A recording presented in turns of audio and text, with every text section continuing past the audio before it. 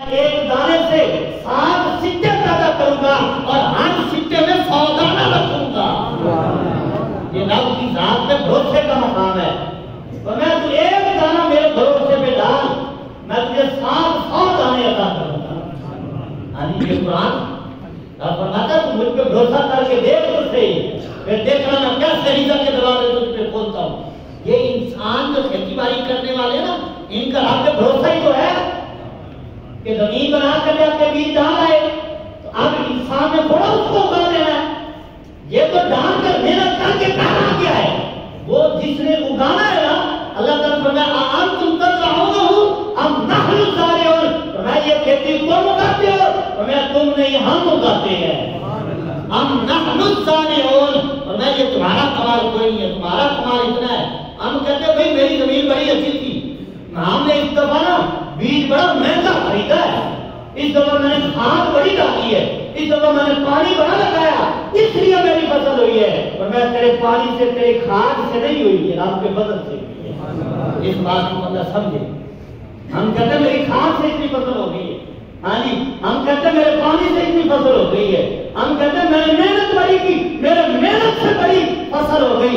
اور میں تیری محنت کا صلہ اللہ نے عطا کرنا ہے، لیکن یہ فصل اللہ کے فضل سے اتنی ہو گئی ہے، یہ آپ کا فضل ہوا ہے کہ اللہ تعالیٰ نے تجھے عطا فرمایا ہے۔ فرمایا فجعلہ غثاء احوا، پھر اسے خشک اور سیاہ کر دیا، یعنی کومل نکلی پھر وہ سیاہ ہو جاتی ہے، سبز سیاہ مائل ہوتی ہے، پھر وہ آگے پودا بن جاتا ہے، پھر اس پہ اللہ تعالیٰ پھل لگاتا ہے جس شے کا بھی ہو۔ پھر فرمایا سنقرئک فلا تنسیٰ، یہاں سے موضوع اس سورت کا تبدیل ہو گیا۔ ابھی ہم نے 5 آیتیں جو ہے وہ پڑھی ہیں، ابھی 6ٹھی آیت پہ ہم آئے، اللہ تعالیٰ نے ارشاد فرمایا سنقرئک فلا تنسیٰ، اے محبوب ہم آپ کو جو پڑھائیں گے نا، فلا تنسیٰ، آپ بھولیں گے نہیں۔ اور سبحان اللہ کہنے والی آ گئی ہے کیا؟ سنقرئک فلا تنسیٰ، فرمایا محبوب ہم نے جو آپ کو پڑھا دینا ہے پھر وہ بھولے گا نہیں۔ کیوں؟ جب قرآن نازل ہوتا، حضور علیہ السلام آیت کے ختم ہونے سے پہلے اس کی تلاوت شروع کر دیتے، پڑھنا شروع کر دیتے۔ سرکار علیہ السلام پڑھتے کہ یہ آیت، یہ سورت زبان پہ جاری ہو جائے کہ حضرت جبریل بتا کر جائے، پھر بھول نہ جائے، کہیں ایسا نہ ہو کہ وہ سورت ذہن سے اٹھ جائے۔ تو اللہ تبارک و تعالیٰ نے فرمایا لا تحرک بہ لسانک لتعجل بہ، فرمایا اے محبوب آپ زبان کو حرکت نہ دیجیے، جلدی نہ فرمائیے یاد کرنے کے لیے۔ فرمایا اے محبوب جس رب نے یہ قرآن آپ کے دل پر نازل کیا ہے وہ رب آپ کو یاد بھی کرا دے گا۔ یاد نازل فرمایا ہے قرآن، اگر رب نازل فرما سکتا ہے تو یاد بھی کروا سکتا ہے۔ میں پیارے یہ آپ کی شان نہیں، آپ تو 2 سال 3 سال لگاتار پڑھتے ہیں پھر جا کے قرآن یاد ہوتا ہے، لیکن حضور کو اللہ نے فرمایا پیارے آپ کو ضرورت نہیں ہے کہ آپ اس کی تلاوت کریں یا آپ جو ہے اس کو پڑھیں، آپ کو نہیں بھولے گا کیونکہ نازل جو رب نے کیا ہے، یعنی فرمایا رب نے نازل کیا، رب یاد بھی کرائے گا اور اس کو دل پر نقش بھی فرمائے گا۔ اور آگے حدیث پاک میں آتا ہے حضور علیہ السلام نے فرمایا انا اوتیت الکتاب ومثلہ معہ، یہ ترمذی شریف کی حدیث پاک ہے۔ حضور علیہ السلام نے فرمایا خبردار یاد رکھنا اللہ نے جو مجھے علم عطا فرمایا ہے، فرمایا جتنا قرآن میں علم ہے اتنا بھی علم عطا فرمایا۔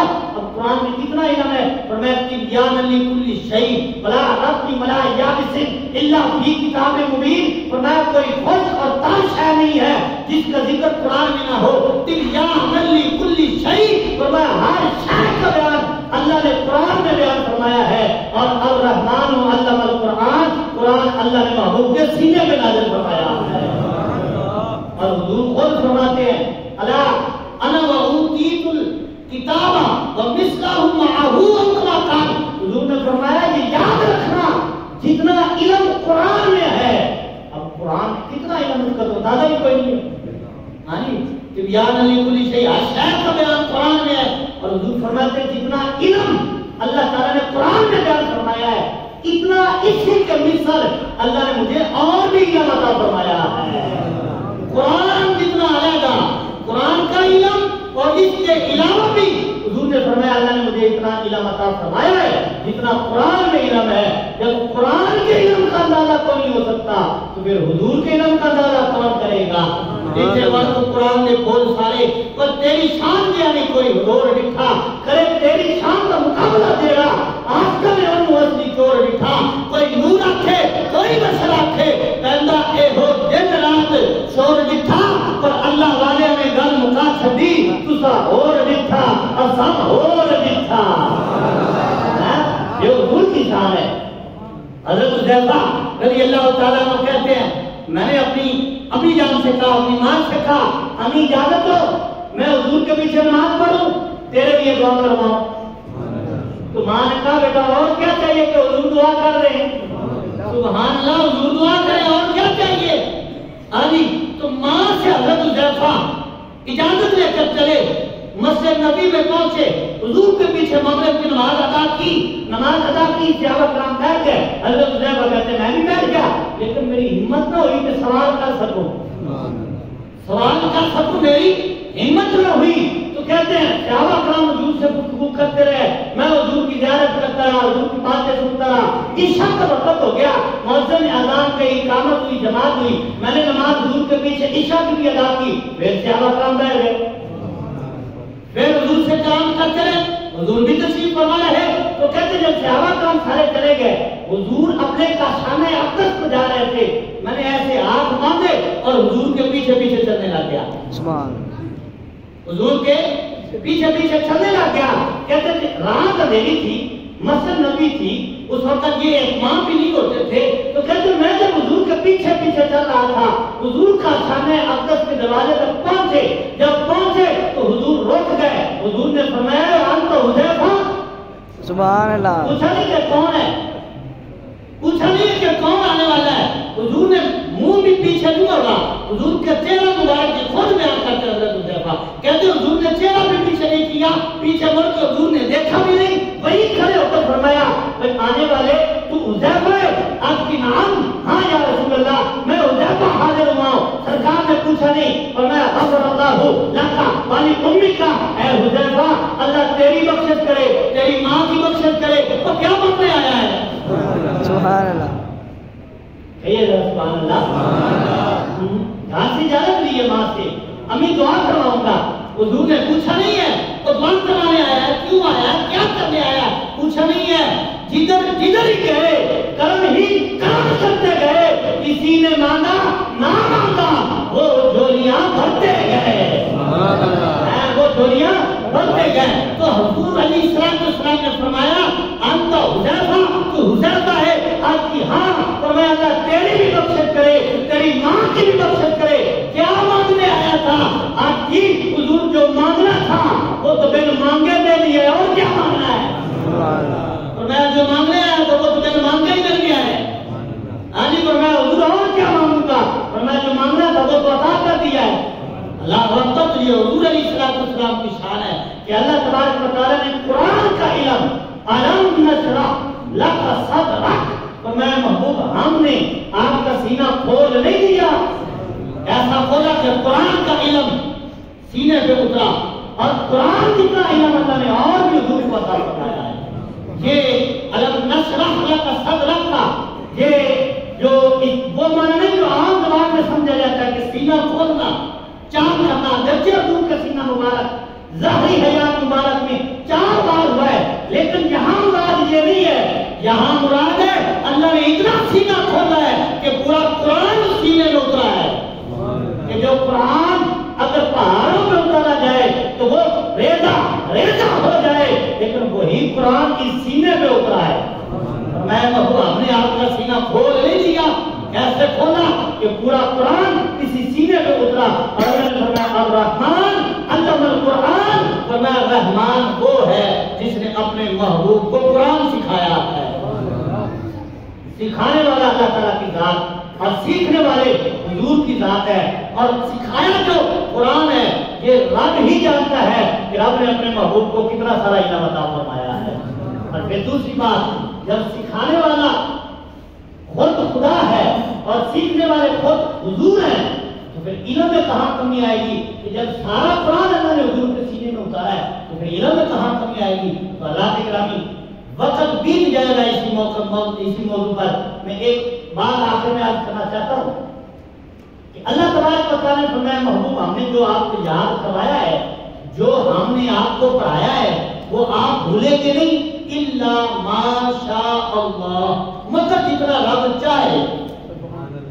یہاں علماء کہتے ہیں کہ اللہ نے چاہا ہی نہیں تو حضور کو کچھ بھول جائے، جو رب نے یاد کروا دیا وہ کروا دیا، جو کروا دیا جو اتار دیا وہ حضور کو یاد ہو گیا، اور پھر حضور نے وہ سینہ بہ سینہ صحابہ کو عطا فرمایا، پھر صحابہ نے تابعین کو عطا فرمایا، تابعین نے تابعین کو، پھر علماء محدثین مفکرین تک یہ چلتا ہوا قرآن اسی صورت میں حضور کی امت تک پہنچا جس صورت میں یہ قرآن نازل ہوا تھا۔ سبحان اللہ۔ ایک آیت ایک زبر میں بھی شک نہیں کیا جا سکتا، یہ قرآن کی حفاظت کا ذمہ اللہ تعالیٰ نے خود لیا ہے۔ تو اللہ کے کرم اسی صورت میں یہ طویل موضوع ہے، 2-3 گھنٹے اور لگ جائیں گے ہم اگر اسی طرح بیان کرتے رہے، تو اسی صورت میں اللہ تعالیٰ نے اپنی شان پھر حضور کی شان بیان کر کے آگے فکر آخرت کے حوالے سے بھی فرمایا کہ شان ساری تمہاری ہے،